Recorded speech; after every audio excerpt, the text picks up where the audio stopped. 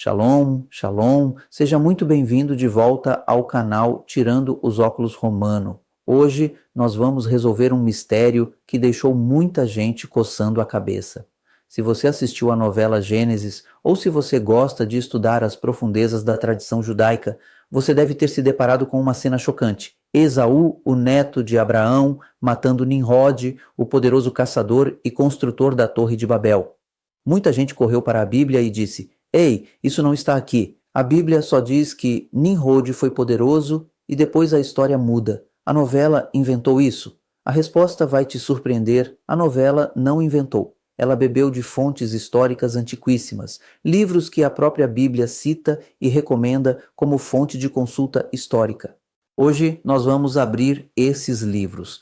Vamos abrir o livro de Jazar, vamos ler Flávio Joséfo e vamos consultar a arqueologia para preencher as lacunas do Gênesis. Vamos descobrir por que Nimrod não era apenas um caçador de animais, mas um caçador de almas. E vamos entender como a morte dele nas mãos de Esaú explica inclusive por que Esaú vendeu a primogenitura para Jacó por um prato de lentilhas. Prepare-se para uma aula de história que você nunca teve na escola dominical. Vamos começar pelo básico. Quem foi Nimrod na Bíblia? Abra sua Bíblia em Gênesis capítulo 10, versículo 8. Está escrito: "E Cuxi gerou a Nimrod. Este começou a ser poderoso na terra."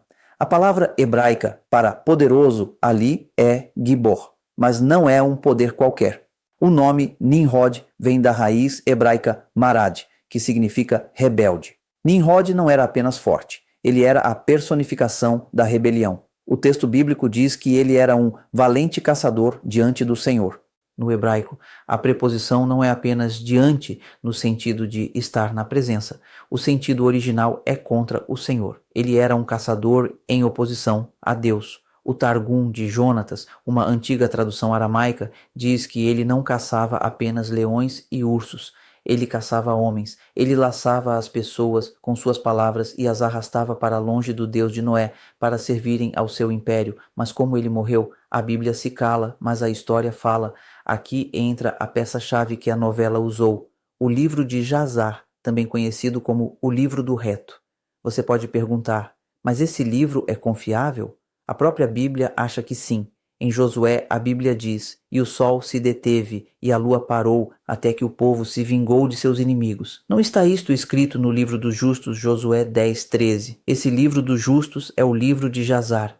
E o que o livro de Jazar conta sobre Nimrod e Esaú? A história é fascinante. O livro conta que Nimrod tinha um ódio mortal pela família de Abraão, porque Abraão representava a adoração ao único Deus, enquanto Nimrod queria ser adorado. A tradição diz que Nimrod possuía as vestes de pele que Deus fez para Adão e Eva no Jardim do Éden. Eles diziam que as vestes, roupas de Adão e Eva foram passadas de pai para filho, roubadas por Cão no dilúvio e entregues a Nimrod. Diziam que, quando Nimrod vestia essas roupas, ele se tornava invencível na caça e na guerra. Os animais se prostravam diante dele. Isso lhe dava um poder sobrenatural aos olhos do povo.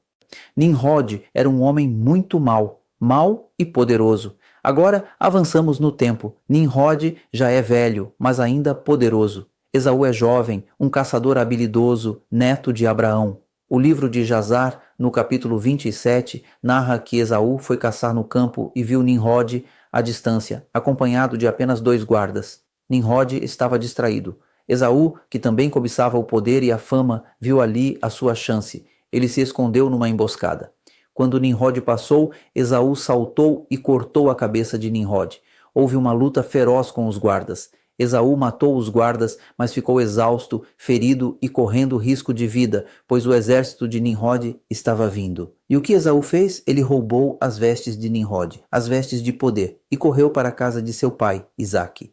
É aqui que a história se conecta com a Bíblia de forma perfeita. A Bíblia diz que Esaú chegou do campo exausto e disse a Jacó: "Estou a ponto de morrer."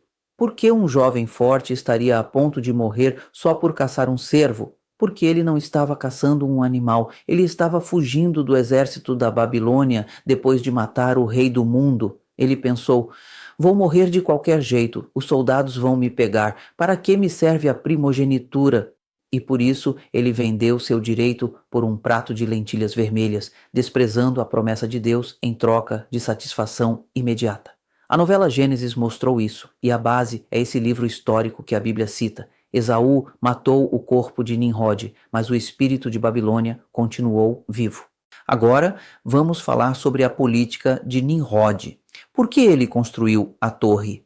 Para isso vamos chamar outra testemunha, Flávio Josefo. Josefo foi um historiador judeu do primeiro século que escreveu para o Império Romano. No seu livro Antiguidades Judaicas, livro 1, capítulo 4, ele nos dá o perfil psicológico de Nimrod. Josefo escreve: foi Nimrod quem excitou o povo a afrontar e a desprezar a Deus. Ele convenceu o povo de que a felicidade deles não vinha de Deus, mas do esforço humano e do governo dele. Olha essa astúcia. Nimrod criou o Estado totalitário. Josefo continua dizendo que Nimrod transformou o governo em uma tirania. Ele disse ao povo: vocês têm medo de outro dilúvio? Não temam. Eu vou construir uma torre tão alta, mas tão alta, que se Deus mandar água de novo, ela não vai nos alcançar. E nós vamos subir aos céus e nos vingar de Deus por ter afogado nossos antepassados. A Torre de Babel não era apenas um prédio alto, era um bunker antidilúvio, era uma declaração de guerra. Nimrod estava dizendo: nós não precisamos da misericórdia de Deus, nós temos tijolos, nós temos betume, nós temos tecnologia. Nimrod foi o primeiro homem a tentar substituir a proteção divina pela segurança estatal. Ele foi o pai do globalismo e o protótipo do anticristo. E para fechar nossa investigação, vamos perguntar à arqueologia: existe prova disso? Sim, existe. Quando escavamos a região da Mesopotâmia, o Iraque moderno, encontramos as tabuletas sumérias. Elas falam de um rei lendário chamado Enmerkar. Enmerkar é muito provavelmente o nome sumério para Nimrod. E o que Enmerkar fez? As tabuletas dizem que ele construiu uma grande estrutura em Eridu e em Uruk. A Bíblia chama Uruk de Erech, uma das cidades fundadas por Nimrod em Gênesis 10.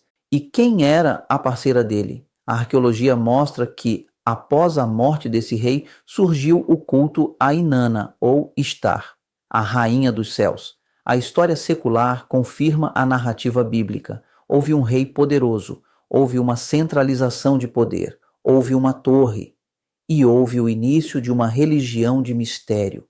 A tradição diz que a esposa de Nimrod, Semíramis ou Ishtar, para não perder o poder após a morte dele, disse que ele tinha subido ao sol e que ele renasceu. Daí surge toda a base para o culto que mais tarde se tornaria a Saturnália em Roma e que depois seria mascarado como Natal. A raiz não é Belém, a raiz é Babel. Então, quando você vê na televisão ou lê num livro que Esaú matou Nimrod, não jogue pedra.